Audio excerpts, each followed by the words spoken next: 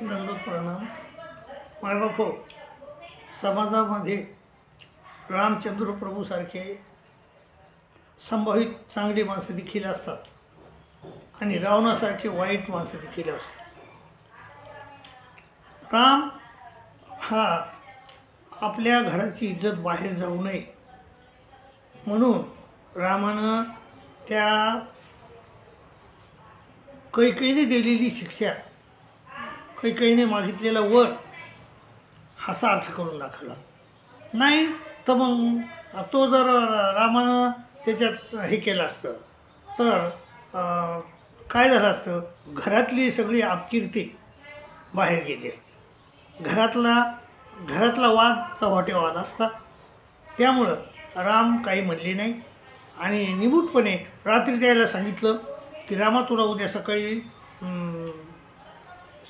तुला राज्याभिषेक आहे। रामाच्या तोंडावर काहीच नाही, कोणताच भाव नाही, सुख नाही ना दुःख नाही, दुःखेसो न दिग्न म्हणा सुखेसो युक्त स्फुरा। आणि सकाळी सांगितलं रामा, तुला 14 वर्ष वनवास। निमूटपणे सहन केला, निमूटपणे स्वीकारला आणि निघून गेले। आणि तसं रावणानं केलं नाही। रावण हा दुष्ट प्रवृत्तीचा, म्हणजे नीती माहीत नाही त्याला, नैतिकता माहीत नाही, नीतीनं चालणं माहीत नाही, नैतिकतेनं माहीत नाही। स्वतःचा मुलगा स्वतः देखत मारला गेला तरी त्याला अक्कल नाही, तरी त्याला दुःख नाही त्याचं। स्वतःचा भाऊ मारला गेला, स्वतःची लंका सोन्याची असून देखील बेचिराग झाली, काही राहिले तरीही त्याला अक्कल नाही। मग हे असंभावित लोक आणि संभावित रामासारखे किती बी। आणि राम ज्यावेळेस 14 वर्षे झाल्यानंतर घरी येऊ लागला अयोध्येत, आधी त्यानं माणसं पाठवले पुढं की जा बघा, भरताला जर सोडू वाटत असेल राज्य तर आपण जाऊ, नाही तर इकडंच फिरत राहू आपण। तर गेले।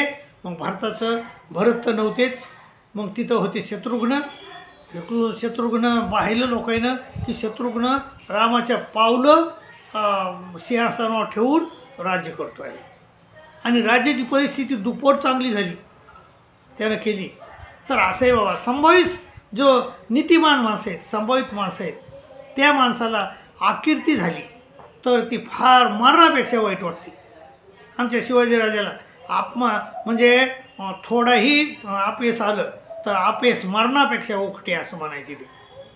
आणि एखाद्याला काय, त्याला नेहमीच आपेस येण्याची सवय आहे, आपेसच घेण्याची सवय आहे, त्याला काहीच वाटत नाही त्याच्यामुळं श्रीकृष्ण महाराज म्हणतात की अर्जुना, अकीर्तीचा विभूतानी कथयिष्यन्ति ते व्यायाम संभावित शिता कीर्ती मरणाजतिरिच्यते। तू आज युद्ध करत नाही म्हणायलास तर ही युद्ध करत नाहीस ना, तू ही सगळीकडे अपकीर्ती होईल आणि अपकीर्ती तुला लोक काही बोलते आणि मग ती जी अपकीर्ती झालेली तुला सहन होणार नाही। अर्जुना, तू संभावित माणूस आहेस, त्यामुळं तू ही असं करू नको, उठ आणि युद्ध कर असं श्रीकृष्ण महाराजांनं गीतेमध्ये 2ऱ्या अध्यायामध्ये अर्जुनाला सांगताना सांगितलं। दंडोत प्रणाम, दंडोत।